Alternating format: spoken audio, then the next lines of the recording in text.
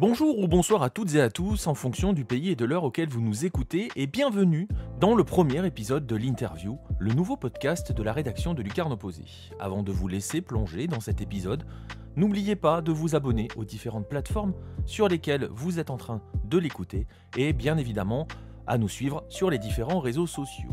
Place donc au premier épisode de l'Interview et pour cela, nous allons prendre la direction de la Thaïlande pour y rencontrer un joueur formé à l'Olympique Lyonnais, passé par Sedan, Nancy, Troyes, Valenciennes en France, avant de partir s'exiler à Levadiakos en Grèce, à Botoşani en Roumanie et donc d'arriver en Thai League à partir de juin 2019. Ce garçon, c'est Losemi Karaboué, un entretien réalisé par Jonathan Branger pour Lucarne Opposée, avec qui je vous laisse maintenant. Bonne écoute à tous.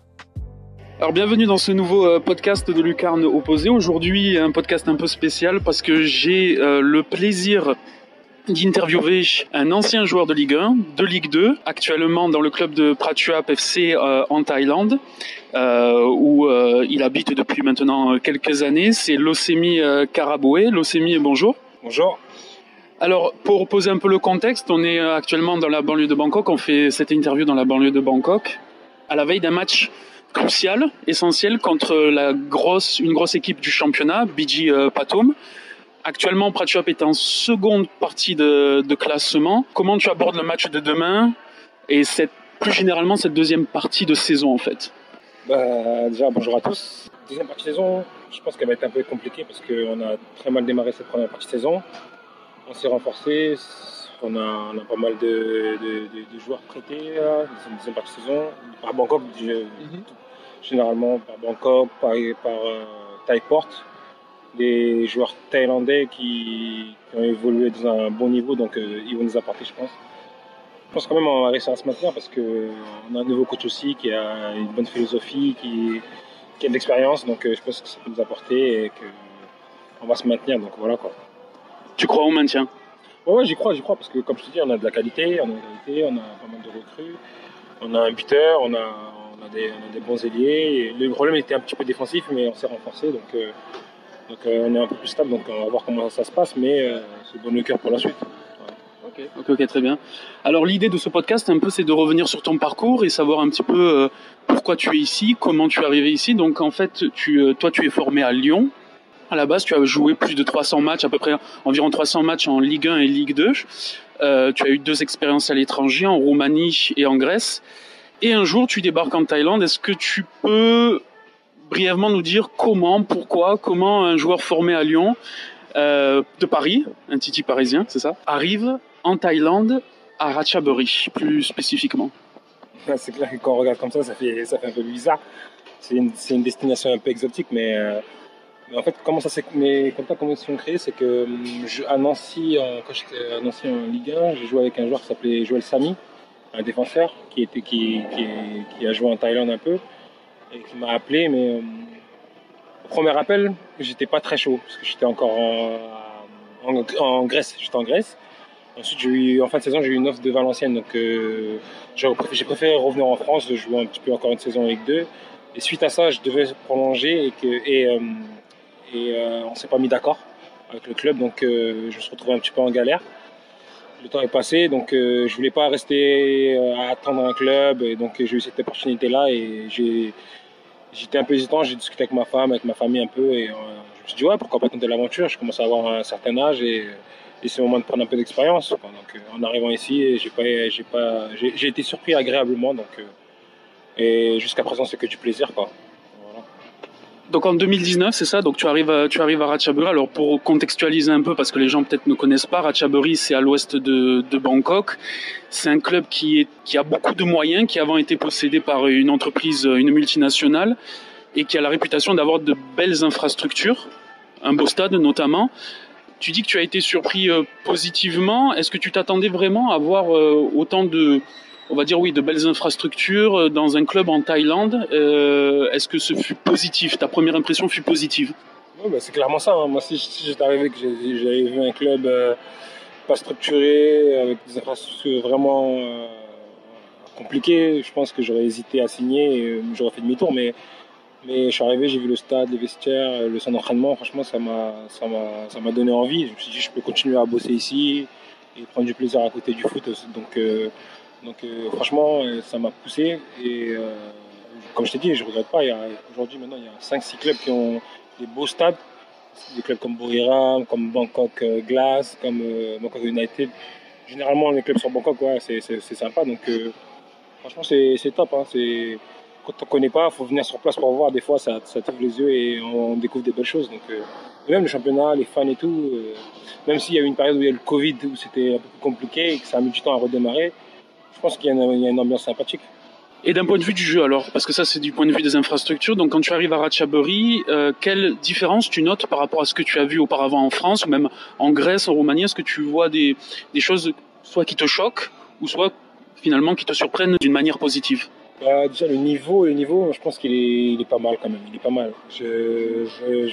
J'étais un peu craintif, mais franchement le niveau il est pas mal. Après moi j'étais surpris, par exemple ici dans les matchs, c'est attaque-défense grave. Au bout de la deuxième mi-temps, au bout de la 50e minute, 60e minute, l'équipe elle est cassée, ça attaque et ça défend grave. Moi ça me dérange pas parce que moi j'aime bien prendre la balle et y aller. Donc ça c'est la première chose qui m'a surprise ici. Donc voilà. Et après moi je suis tombé dans des équipes où quand même ça jouait quand même au ballon. Quand je suis arrivé à Ratchaburi, il y avait quelques Français. Il y avait Yannick Boli qui était formé à Paris, il y avait Steven Langille qui était formé à Auxerre et Nîmes. Donc à chaque fois j'ai eu des équipes qui jouent au ballon. Donc franchement le niveau il est pas mal. Il est pas mal. Donc j'ai été agréablement surpris comme j'ai dit et jusqu'à présent ouais, ça se passe bien et voilà quoi. Et donc au bout d'1 an, si je me trompe pas, vous vous qualifiez en Ligue des Champions. C'est ça? Ouais, c'est ça. Après, à Ratchaburi, comme je te dis, on avait une bonne équipe. Quand je suis arrivé, le coach c'était Marco Simone, il a mis des choses en place. Même s'il n'est pas resté, les choses sont restées. Donc on avait une bonne équipe. On s'est qualifié pour la Champions League à Zadig. On a arrivé en finale de la Coupe, la FA Cup. Tu sais. On a perdu contre Porto. On s'est fait voler, ça je tiens à le préciser. Non, je plaisante. Bon, on a perdu contre Porto. Donc voilà, c'était une très, très belle saison pour le club. C'était la première fois qu'ils allaient en finale, la première fois qu'ils se qualifiaient pour la Champions League. Donc voilà, c'est des bons souvenirs et donc j'espère en revivre d'autres comme ça. Et pourtant, après 2 ans, tu pars dans un autre club qui s'appelle le Suphanburi, donc on est en 2021, c'est ça? Pourquoi ce choix? Pourquoi déjà quitter Ratchaburi et pourquoi aller dans un club qui est réputé moins prestigieux que Ratchaburi en Thaïlande? Ça c'est une bonne question parce que c'est un peu un sujet particulier parce que c'était après le Covid. Donc moi je rentre en France, j'étais en fin de contrat juste avant, donc j'ai re-signé 1 an au mois de mai. Et je rentre en France et c'était l'époque des tests PCR, des Covid, tout ça, et c'était compliqué. Donc je dois revenir le 1er juillet pour la préparation de la Ligue des Champions. Donc voilà. Et entre-temps, je pense qu'ils ont décidé de faire signer un autre joueur ou quoi. Je ne sais pas comment ça s'est passé exactement. Et du coup, moi, avant de partir, la veille, je suis testé positif Covid. Donc je retarde mon vol 1 semaine après et dès que je refais le test et après je prends mon vol la semaine d'après et j'arrive en Thaïlande, je suis retesté comme c'était la quarantaine de 2 semaines, donc j'arrive en retard pour la préparation déjà et je suis encore retesté positif, donc au lieu de rester 2 semaines en quarantaine à Bangkok, je reste pratiquement 1 mois. Donc suite à ça, quand je sors de la quarantaine, le président n'était pas d'accord, donc il a décidé de me résilier. Donc j'ai dit ok, on s'est arrangé, donc j'ai résilié. Ensuite, la première proposition que j'ai eue, c'était Suphanburi. Donc le choix que j'avais, c'était soit de repartir en France et de m'entraîner tout seul et chercher un club, ou de prendre la proposition que j'avais là, de rester en Thaï Ligue 1. Et comme j'étais bien en Thaïlande, j'ai dit pourquoi pas, c'était un beau challenge pour moi. Ma femme était enceinte à ce moment-là, donc je voulais pas trop perturber tout ça, donc j'ai décidé de signer. Et donc voilà, comme je me suis retrouvé à Suphanburi, et je regrette pas ce choix parce que ça m'a permis de découvrir autre chose, de m'ouvrir plus parce que là j'étais dans un autre contexte que Ratchaburi, je connaissais personne et pas de français, donc ça m'a pris à m'ouvrir avec les Thaïs et tout ça, donc et je pense que c'est une très belle expérience et je regrette pas du tout. Donc tu restes 1 an à Suphanburi, c'est ça? Vous commencez très bien la saison, vous faites du beau jeu globalement, l'équipe est louée pour son beau jeu, pour son allant offensif. Pourtant, en deuxième partie de saison, ça commence un peu à se gâter. L'entraîneur nigérian de l'époque, Adebayo, c'est ça, est très très critiqué, avec notamment des manifestations à l'extérieur du stade. Comment tu expliques, on va dire, cette fracture en plein milieu de la saison de Suphanburi? Est-ce qu'il y a une raison interne ou c'est assez, ouais, je sais pas, inexplicable. Je connais pas exactement les tenants et les aboutissants de cette expérience avec Adebayo, mais je pense que ça date de l'année précédente. Donc il y avait une fracture déjà depuis bien longtemps avec les supporters et voilà, ça fallait que ça craque un jour et ça a craqué en milieu de saison. Dommage pour nous parce que c'est nous sur le terrain, on l'a payé. Donc comme tu l'as dit, on avait une bonne équipe pas mal. On regarde aujourd'hui tous les joueurs qui étaient là-bas, ils sont partis. Danilo, c'est le meilleur buteur du championnat avec Chambéry en ce moment. Et c'était notre attaquant. Donc avec ça, normalement, il y avait William aussi, un Brésilien très bon. Donc avec ça, normalement, on devait se maintenir tranquillement. Mais c'était une deuxième partie de saison perturbée. Donc on s'est pas maintenu et c'est vraiment dommage parce qu'il y avait quand même de la qualité, il y avait des bons joueurs taille. Mais voilà, c'est un mauvais moment passé de mes 3 ans en Thaïlande, pardon. C'est un de mes plus mauvais moments parce qu'on méritait pas, mais parce que c'était un club très attachant, le personnel et tout ça, la ville, c'était une belle ville sympathique, pas très loin de Bangkok, donc c'est dommage, hein, c'est dommage que ce soit nous qui ayons payé les problèmes un peu d'extérieur. Donc voilà. Alors l'année où tu as Suphanburi, tu reviens jouer à Ratchaburi dans un match à l'extérieur à Ratchaburi, je me souviens d'une vidéo que j'ai vue où on voit les supporters de Ratchaburi t'acclamer, être contents de ton retour, même sous les couleurs d'un autre club. Comment tu expliques, on va dire, cette histoire d'amour entre toi et les supporters ici? C'est vrai qu'il y a beaucoup de joueurs étrangers qui sont réputés pour être assez froids, arrogants, qui viennent un petit peu et qui prennent les gens de haut. Est-ce que toi, tu as fonctionné d'une manière différente qui fait qu'aujourd'hui, tu as plutôt une bonne relation avec tous les supporters que tu as eu, que ce soit Ratchaburi, Suphanburi, ou c'est quelque chose qui date de la France, ou comment tu peux expliquer ça en fait? C'est ça, moi je suis juste naturel. Moi quand on vient me parler ou quoi, je suis ouvert à la discussion. Donc même si on se comprend pas forcément parce que je parle pas le thaï, mais déjà des fois juste un sourire ça suffit. Donc je m'entends très très bien avec les supporters, surtout comme on l'a dit à Ratchaburi. Donc c'est le club auquel je suis resté le plus longtemps. Il y avait beaucoup d'attaches. Ils venaient souvent aux entraînements ici, parce qu'ici les entraînements sont tous ouverts, donc les supporters peuvent venir normal après les entraînements et tout. Donc non, je m'entends super bien et ça se passe très bien et c'est normal qu'on m'aime bien là-bas parce que moi aussi je les aimais bien, donc c'était réciproque et voilà. Et maintenant même après Schwab, je crée des liens avec certains supporters. À la fin des matchs, Jacques peut le confirmer, on peut prendre le temps de discuter et tout ça, donc voilà, ça se passe bien. Ils nous offrent des petits cadeaux à chaque fois, des petits trucs. Quand on peut, on donne des maillots et tout ça. Donc voilà, je pense que c'est un échange naturel. Et quand tu es bien avec les gens en dehors du foot, et pourquoi tu seras pas mal avec les supporters? Si t'es un bon gars au dehors, t'es un bon gars partout. Donc je me dis pas que c'est aux gens de dire que je suis un bon gars ou pas, mais moi j'aime bien faire plaisir aux gens. Donc voilà. Et donc qu'est-ce que le public thaï généralement a la réputation d'être un public assez familial. Il n'y a pas beaucoup de culture ultra, peut-être à Porte et encore. Et c'est vrai que la Thaïlande est différente de ses voisins du sud-est asiatique, notamment en Indonésie ou en Malaisie où les ambiances sont très très bouillantes. Est-ce que cette partie-là te manque quand même, cette culture ultra, ces ambiances un peu chaudes? Tu as évolué en France, tu sais ce que c'est. Même tu as évolué en Grèce, où là c'est carrément décuplé. Est-ce que ça te manque quand même? Est-ce que tu trouves pas que c'est un peu trop policé? Ouais, c'est clair. Parce que, par exemple, quand tu joues en France et que tu vas t'échauffer contre Ajaccio ou Bastia et que tu te manges des sifflets, des bouteilles et tout, donc c'est sûr que ici c'est pas comme ça. Donc ça manque un peu, c'est vrai. Parce que moi, par exemple, j'aime bien jouer à l'extérieur. Quand tu sors à l'échauffement, que tu te fais siffler tout ça, ça te motive et tout ça. Donc ici c'est un peu plus calme, mais après on cherche la motivation autre part. Mais franchement, ça me manque, mais j'aime bien aussi l'atmosphère qu'il y a ici. C'est plus calme et le calme aussi me va bien. Donc voilà. Et donc après un an à Suphanburi, tu décides d'aller à Prachuap. Donc pour situer un peu, Prachuap c'est le club le plus au sud de la Thai League One. C'est une ville qui est à 1 heure au sud de Hua Hin. C'est un club assez discret en première division, qui a l'habitude de finir, on va dire, dans le ventre mou. Un petit stade de 5000 places. Et cette année, un recrutement ambitieux avec notamment pas mal d'étrangers. Qu'est-ce qui t'attire? Pourquoi Prachuap? Quelles sont les raisons de ce choix? Prachuap, je pense que c'est la première offre que j'ai eue après Suphanburi. Enfin, non, la deuxième, mais c'est le club qui a montré le plus d'intérêt via son président. Voilà, déjà ça m'a plu. C'est bien de se faire courtiser. On aime ça généralement. Voilà, après, ils nous ont expliqué un peu le projet, de qui ils allaient recruter. Parce que maintenant, cette année, je ne sais pas si vous savez, mais les quotas ont pu changer, donc on peut prendre plus d'étrangers et tout ça. Tout le monde cherche à se renforcer. Et je pense qu'il y avait un beau projet ici et c'est le cas. Ils ont fait tout ce qu'ils ont dit. Donc ils ont ramené les joueurs qu'il fallait, l'attaquant Rosa, le prêt de Jacques et le recrutement d'Aris.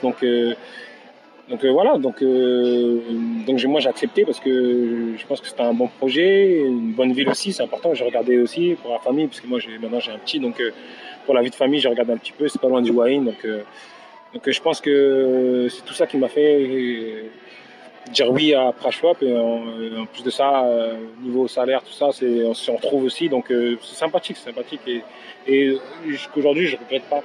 Après on n'est pas très bien pour l'instant mais je pense qu'on va remonter parce que comme j'ai dit on a une bonne équipe et il y a beaucoup de raisons d'y croire. Donc, voilà. Tu as signé un contrat d'1 an donc à Prashwap. Est-ce que tu te vois bien sûr malheureusement dans le football taille c'est assez instable. Est-ce que tu te vois à Prashwap sur le long terme? Est-ce que si, par exemple, il te proposait quelque chose sur le long terme, c'est quelque chose que tu pourrais envisager? Voilà, comme tu viens de dire, c'est dur de se projeter un petit peu en Thaïlande parce que généralement, les étrangers d'un certain âge, parce que moi j'ai 34 ans maintenant, c'est généralement, on te propose 1 an, maximum 1 an et demi si tu pars en mi-saison. Donc c'est dur de se projeter. Mais après, si vraiment ils me proposent quelque chose, pourquoi pas? Parce que c'est une ville, un club où je me sens bien. Après, c'est à voir s'ils veulent encore de moi et moi aussi mon corps comment on réagit parce que comme je t'ai dit, je commence à avoir un peu de l'âge. Pour l'instant, ça va, tout va bien. J'évite un peu les blessures et tout ça. Quand je fais des matchs, je me sens pas très très fatigué. Tant que je peux continuer, moi, pas de souci. Rester à Prashwap, oui, pourquoi pas. Et pour revenir donc à cette idée d'instabilité ici en Thaïlande, est-ce que c'est pas quelque chose qui te fatigue? Parce que c'est vrai que les clubs changent beaucoup de coach. Vous avez changé de coach cette année. Les présidents passent, c'est très très instable.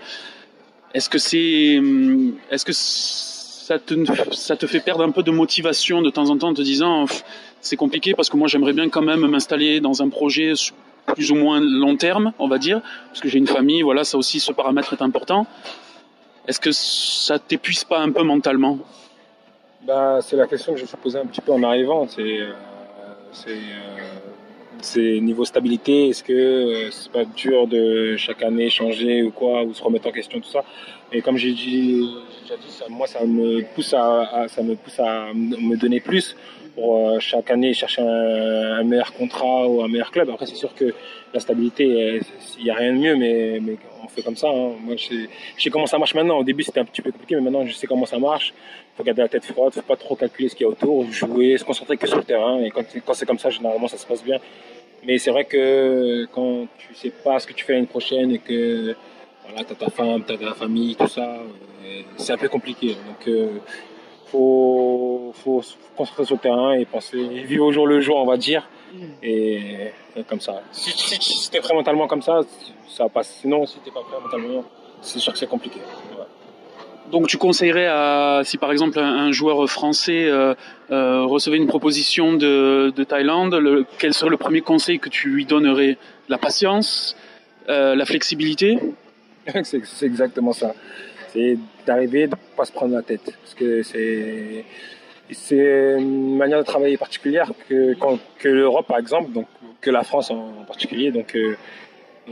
C'est de pas se prendre la tête, franchement pas se prendre la tête et au final ça se passe toujours bien. Franchement j'ai rarement vu un Français avec qui ça se termine mal. Généralement quand même ils respectent les contrats et même s'ils veulent terminer le contrat où il y a toujours un arrangement, tant que tu bosses ça va payer et si tu mérites d'aller chercher un meilleur contrat, tu l'auras ton meilleur contrat. Si j'ai un conseil à donner, c'est de garder la tête froide et de pas te prendre la tête. Quand tu viens ici, il faut pas se prendre la tête. Faut pas croire que c'est l'Europe, c'est à nous de nous adapter à l'Asie. Si tu t'adaptes, ça passe, simplement. Et sur le terrain aussi, parce que c'est vrai qu'en général, les Thaïs ont ont la particularité, ont du moins la réputation d'être assez introvertis, de pas être très expansifs. Qu'en est-il des joueurs locaux? Est-ce que tu as senti de temps en temps une fracture entre toi, ta manière de fonctionner, de par ta formation à Lyon, ta carrière en France, tes expériences à l'étranger, et les joueurs locaux qui n'ont jamais vu autre chose que la Thaïlande? Est-ce qu'il y a eu des moments assez difficiles, peut-être déjà au niveau de la communication, parce que tu m'as dit au niveau de la langue, mais aussi sur le terrain d'un point de vue tactique et aussi d'un point de vue des ordres, puisque comme tu as plus d'expérience que la plupart d'entre eux, tu as tendance de manière naturelle à les diriger sur le terrain. Si certaines personnes ont vu tes matchs ici, on voit que tu es assez directif. Est-ce que tu as fait face à certains problèmes de ce point de vue-là? Non, je comprends tout à fait cette question. Et je peux comprendre, en fait, il y a deux catégories, on va dire. Il y a ceux qui ont été formés dans des grands clubs ici ou les Thaïs qui ont joué un petit peu à l'étranger. C'est pas les mêmes que certains qui sont restés dans des petits clubs, qui ont grandi, qui ont connu que ça, en fait. Ceux-là, en fait, il faut faire attention à comment tu parles, à comment tu... Pas donner des ordres, parce que j'aime pas dire donner des ordres, mais comment tu... En fait, comme tu dis, c'est naturel chez nous, en fait, de dire va à gauche, passe-toi à droite. En fait, c'est comme un conseil qu'on donne, en fait. Mais ici, ça peut être pris comme un peu... Pas de l'arrogance, mais un peu donneur de leçons un petit peu. Donc, ça dépend à qui tu parles. Il y en a qui vont l'accepter, d'autres un peu moins. Mais ils vont pas te le dire en face. Ils vont peut-être après le dire un peu parce que c'est un peu introverti, comme tu as dit, pardon. Donc, faut faire attention à comment tu donnes les ordres au départ. Après, des fois, sur le terrain, tu calcules pas ça. Quand tu es quelqu'un d'autoritaire, entre guillemets, tu donnes des conseils et voilà. Mais après, faut faire un petit peu attention, ça c'est sûr. Faut faire attention à ce que tu dis et à comment tu te comportes. Et sur le terrain, d'un point de vue en ce qui concerne les joueurs locaux, est-ce que tu as été surpris en bien par rapport à certaines choses? Parce que c'est vrai que la Thaïlande n'est pas connue en premier pour le football. Est-ce qu'il y a des choses qui t'ont agréablement surpris de la part des joueurs locaux? Ouais, mais en fait, là, comme je t'ai dit tout à l'heure, il y avait 5-6 clubs avec des bonnes infrastructures. Mais il y a des clubs où il y a des bons joueurs, il y a des très bons joueurs en Thaïlande, très très bons joueurs. À Chamboury, à Buriram, à Bangkok. Moi j'ai joué contre, par exemple, il y a la star un peu thaïlandaise de Thiraton là. Je le voyais beaucoup un peu sur les réseaux avant de jouer. Je me disais, mais une fois que j'ai joué contre lui, j'ai compris pourquoi, parce que c'est un très très bon joueur. Et il y en a pas mal des comme ça, donc je pense que dans l'avenir ça va être une nation qui va compter dans l'Asie parce que c'est vraiment un bon vivier, je pense, de talent. Après, c'est comment ça va se développer, et c'est bien ça le problème, comme partout. Donc, c'est comment ça va évoluer. Mais franchement, le niveau il est très bon du championnat, des joueurs locaux. Donc, c'est pas mal. Ce serait bien qu'ils s'ouvrent aussi à d'autres championnats, qu'il y ait plus de joueurs qui aillent jouer, je sais pas, par exemple en Corée, au Japon pour découvrir. Je pense qu'il y en a pas assez parce qu'il y a des bons joueurs en Thaïlande. Ça pourrait faire progresser la Ligue thaïlandaise aussi, hein, pour la sélection. Je pense que ce serait bien qu'il y ait d'autres joueurs qui viennent d'ailleurs, pardon. Donc franchement, c'est pas mal, hein. Le niveau il est bon et je pense que ça va faire que progresser. À mon avis, ils ont gagné là encore la FA Cup, donc il y a un bon coach, il y a des bonnes installations ici, donc il faut que ça se développe, faut que ça continue en fait. En tout cas, c'est sur la bonne voie. Donc voilà.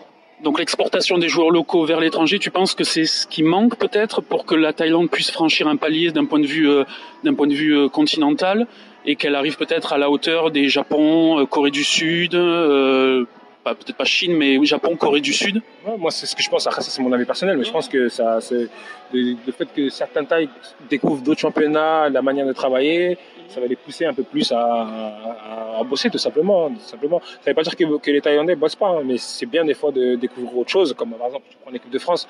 Il y en a combien qui jouent au championnat de France? Il n'y en a pas beaucoup. Ils vont en Angleterre, c'est ça qui fait la force un peu d'une sélection, c'est des joueurs qui viennent de partout.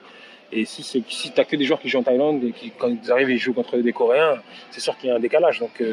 Donc je pense que l'expérience un peu à droite à gauche, ça va faire qu'apporter à l'équipe nationale. Donc voilà. Ok. Maintenant, pour la dernière partie de ce podcast, je voudrais aborder avec toi un petit peu la vie locale, hors terrain, hors entraînement. Comment s'est passée ton adaptation à la Thaïlande, tout simplement, au pays, qui est un pays ultra touristique? Toi, tu as évolué dans des villes qui sont un peu en marge. Ratchaburi, Suphanburi, Prachuap sont pas des spots, on va dire.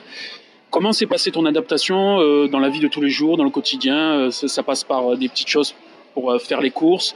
Ou par exemple, tu m'as dit que tu as donc une famille, tu es marié avec un enfant. Voilà, est-ce que tu tires du positif de tout ça? Ouais, clairement. Moi, je kiffe ma vie ici, hein. Moi, j'aime bien. Dès que je suis arrivé, je suis arrivé dans une petite ville, c'est quoi, Ratchaburi, c'est vraiment. Je me suis dit, si j'arrive à m'adapter là, je peux m'adapter tout partout en Thaïlande, hein, parce qu'il n'y avait pas grand chose à faire. Donc, au niveau nourriture et tout ça, franchement, parfait, on se plaint pas, on mange très très bien ici. Et après, j'ai eu l'occasion aussi de découvrir un petit peu plus la Thaïlande quand j'ai eu des jours off. Donc, je suis parti un peu à Phuket, Koh Samui, tout ça. Franchement, pour la qualité de vie, c'est le top, hein. C'est le top. N'importe où que tu sois en Thaïlande, les gens sont accueillants, petit sourire, tout ça. Comme je dis, j'ai pas joué dans une grande ville, dans des villages et tout ça. Et franchement, top. Ils font pas de différence. Donc, au contraire, quand t'es un étranger, ils t'aident. Et quand t'as besoin de quelque chose, ils sont toujours là, même si on se comprend pas, mais juste avec des signes, avec un sourire, ça aide. Donc, rien que pour cette expérience, je regrette pas du tout. Et franchement, il fait bon vivre ici et c'est top. Est-ce qu'il y a quand même des points négatifs? Franchement, je ne trouve pas pour l'instant. Le seul point, on va dire, c'est le Covid, mais c'était pour tout le monde.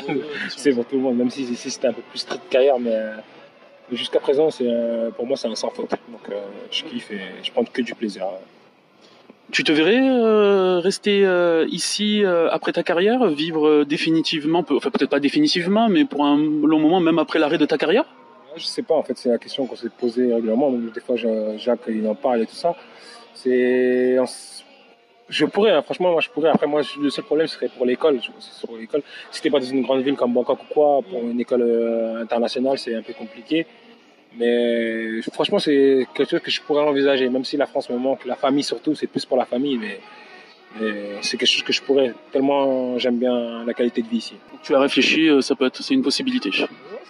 Franchement, ça peut être une possibilité, hein. Ça dépend des opportunités aussi, mais ça peut être, si on me demande de rester dans le foot ici, je sais pas, coach, agent ou quelque chose qui tourne autour du foot ou quoi, pourquoi pas, parce que c'est vraiment, comme je dis, c'est un pays en développement, je parle par rapport au foot, hein. Donc il y a tellement de choses à apporter, donc si je peux mettre ma pierre à l'édifice, pourquoi pas, hein. Ça peut être sympa, Entraîneur ou quelque chose de beaucoup plus global, ou peut-être agent pour importer des joueurs de France? Voilà, faire le lien un petit peu entre la France et la Thaïlande en tant qu'agent, pourquoi pas. Entraîneur, ouais, faut que Jacques me donne des cours de taille. non, mais tout, c'est un truc qui tourne autour du foot, pourquoi pas. Moi, je suis ouvert, hein, je suis pas quelqu'un compliqué. Donc, rester ici pour y vivre, ouais, pourquoi pas. Ok, très bien. Ben, avant de finir, qu'est-ce qu'on peut te souhaiter? Qu'est-ce qu'on peut déjà te souhaiter pour cette deuxième partie de saison? Le maintien, ça c'est sûr. Déjà, la première chose, c'est de se maintenir, de faire un parcours en finale, parce qu'on joue en quart de finale de la Ligue Cup la mercredi contre l'Ampun, donc d'aller en finale, pourquoi pas gagner, et de signer un nouveau contrat, ouais. Un an de plus, ouais, pourquoi pas. Donc voilà ce que vous pouvez me souhaiter, hein. Ok, très bien. Ben, merci beaucoup, Leucémie, pour cette interview, et puis on continuera à suivre ta carrière ici, peut-être prochaine interview quand vous serez champion en League Cup. Non, merci à toi, c'est sympa ce que vous faites là, avec Lucarne Opposée, avec le site sur Twitter. Donc on va continuer à vous suivre, hein, on va essayer de faire parler tout ça. Et en tout cas, merci et à bientôt.